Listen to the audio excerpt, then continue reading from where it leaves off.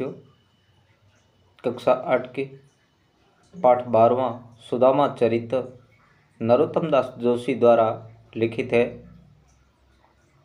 भगवान श्री कृष्ण और सुदामा की दोस्ती आप सबने सुनी होगी। भगवान श्री कृष्ण और सुदामा की दोस्ती हर एक दाद देते हैं कि दोस्त हो तो कृष्ण सुदामा जैसे। भगवान कृष्ण द्वारिका के राजा होते हुए भी एक गरीब ब्राह्मण से अपनी दोस्ती निभाई और दोस्ती की मिसाल कायम की, जिसके बारे में आज हर जगह उसकी दाद दी जाती है कि दोस्ती हो तो कृष्ण सुदामा जैसी। यानी अपनी दोस्ती को कभी नहीं भूले। वो तो एक भगवान थे और अपन एक साधारण मानव है। अब देखिए क्या होता है कि सुदामा जी बहुत गरीब होते हैं, बहुत गरीब। सुदामा जी को ये पता नहीं है सुदामा जी के घर में गरीबी क्यों आई। ये सब कुछ बहुत पुरानी बात है, लेकिन बात यह है कि नरोत्तम दास जोशी जो कृष्ण और सुदामा की दोस्ती को बड़े ही मार्मिक ढंग से यहाँ प्रस्तुत करते हैं अपने सवैयों के माध्यम से। क्या कहते हैं शीश पगा न झंगा तन में प्रभु जाने को आही बसे के ही ग्रामा। शीश पगा, पगा यानी पगड़ी, झंगा यानी कुर्ता, तन में प्रभु जाने को आही बसे के ही ग्रामा। पता नहीं ये किस गांव से आया है। धोती फटी सी लटी दुपट्टी, यानी धोती फटी हुई है और दुपट्टी भी फटी हुई, और पाँव उपा न को नहीं सामा, यानी पैरों के अंदर जूते भी नहीं हैं। द्वार खड़ो द्विज दुर्बल एक रह सकी सो वसुधा विरामा।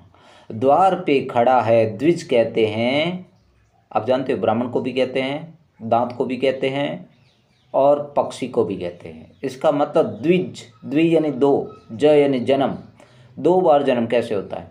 ब्राह्मण एक तो एक साधारण मानव के रूप में जन्मता है, जब जनेऊ धारण करने के बाद वो ब्राह्मण बन जाता है, इसीलिए ब्राह्मण को द्विज कहा है।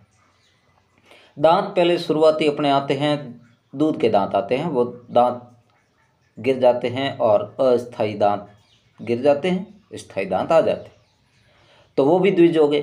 पक्षी एक बार अंडे के रूप में जन्मता है तो दूसरी बार वो अंडा फूटकर बाहर आता है, दो बार जन्म हुआ, इसलिए इसको द्विज कहा गया है। तो यहाँ द्विज दुर्बल, दुर्बल जिसमें बल नहीं हो। तो द्वार पे खड़ा है एक द्विज दुर्बल रहो सकी सो वसुधा विरामा, यानी वो द्वारिका की धरती और यहाँ के महल देखकर बड़ा ही चकित हो रहा है। कौन? सुदामा जी। पूछत दीन दयाल को धाम बतावत आपनो नाम सुदामा, यानी पूछता है दीन दयाल का धाम। दीन दयालु कौन? भगवान कृष्ण का धाम का पता पूछ रहा है और अपना नाम क्या बता रहा है? सुदामा। क्या बता रहा है? सुदामा। तो आप देखिए श्री कृष्ण और सुदामा अपने बचपन के मित्र थे, ठीक है ना। और सुदामा जी ऐसे ही नहीं आते, अपनी पत्नी के आग्रह पर उनको मजबूरन आना पड़ा।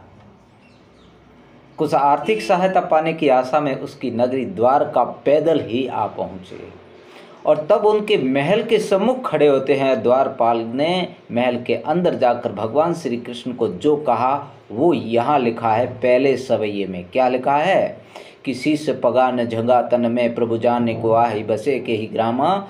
धोती फटी सी लटी दुपुटी अरु पाँव उपा न को नहीं सामा। द्वार खड़ो द्विज दुर्बल एक रह सकी सो वसुधा विरामा। पूछत दीन दयाल को धाम बतावत आपनो नाम सुदामा, अर्थात सुदामा अपना नाम बता रहा है। बस फिर क्या था। तो ये सब कुछ ब्राह्मण हैरान होकर के देख रहा था। आगे कहते हैं क्या, देखिए।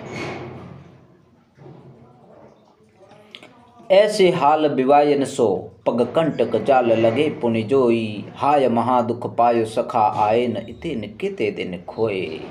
देखी सुदामा की दीन दशा करुणा करके करुणा नदी रोए। पानी परात को हाथ छुयो नहीं नैनन के जल सो पग धोए। भगवान श्री कृष्ण किस तरह से कर रहे हैं कि पानी परात को हाथ से भी छुआ नहीं और पूरा का पूरा पैर कैसे धो दी फिर। कवि की कल्पना है कि केवल आंखों के अश्रु जल भगवान श्री कृष्ण के आंसुओं से पूरा का पूरा उसके पैर धो देते हैं। और श्री कृष्ण उसकी दशा देखकर ऐसा लग रहा है, कैसा लग रहा है दोस्तों, क्या कहते हैं, देखिए, श्री कृष्ण सुदामा के पैरों की ओर नजर डाली तो देखा उनके पैरों के अंदर क्या थे, कांटों का जाल लगा हुआ है। क्या लगा हुआ है, कांटों का जाल लगा हुआ है।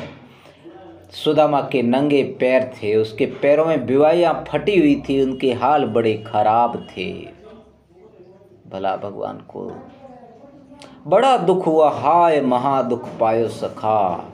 अर्थात भगवान के लिए कह रहे हैं, तुम इतने दिन यहाँ क्यों नहीं चले आए, क्यों इतना कष्ट भोगते रहे। सुदामा की बुरी हालत देखकर करुणा निदान श्री कृष्ण स्वयं रोने लग जाते हैं। करुणा निदान है प्रभु तो वो स्वयं भी रोने लग जाते हैं।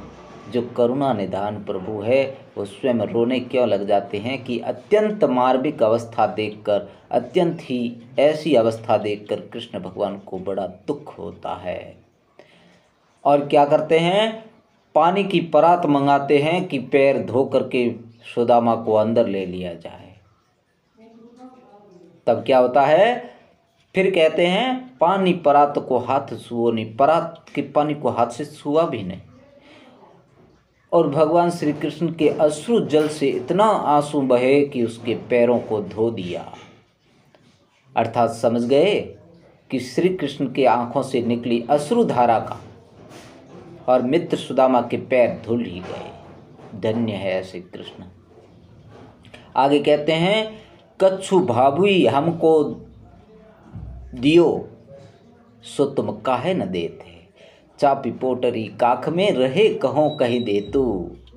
भगवान श्री कृष्ण फिर ठठोली करने लगते हैं और कहते हैं, भाभी ने मेरे लिए कुछ भेजा है, तुम मुझे क्यों नहीं दे देते हो, अपनी पोटरी को काख में दबा के क्यों रखते हो, कुछ तो कारण भेजा है। और आगे ठिठोली करते हुए भगवान क्या कहते हैं पता है, देखिए क्या कहते हैं ठिठोली करते हुए भगवान, आग चना गुरमातु दिए।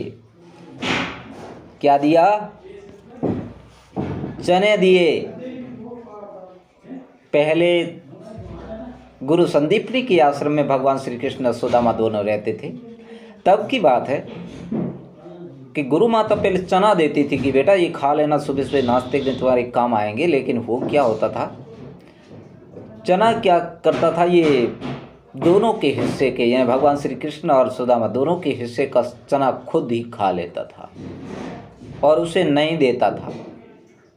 तो ये ठिठोली करते हुए कहते हैं, भगवान कृष्ण मुस्कुरा कर कहते हैं सुदामा से, चोरी की आदत में तो बहुत ही तुम प्रवीण हो।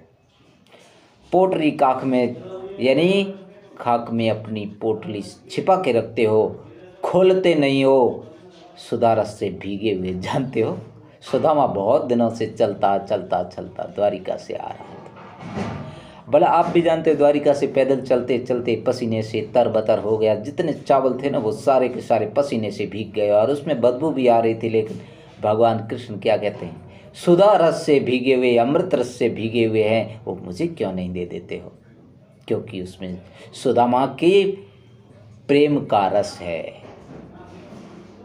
अर्थात वो मांगते हैं ये मुझे दे दे। पास लिबाने अजो न तुझो तुम तेसी भाभी के तंदुल के ने, अरे पिछली आदत को अभी भूले नहीं क्या, भाभी ने मेरे लिए चावल भेजे और खुद ही अभी छिपा रहे हो। अरे अब तो कम से कम ऐसा मत करो।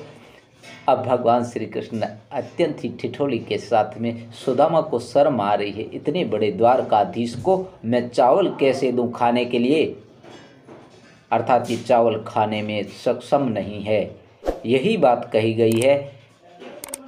तो देखिए विद्यार्थियों, अर्थात विद्यार्थियों देखिए, जय हिंद, जय श्री कृष्णा।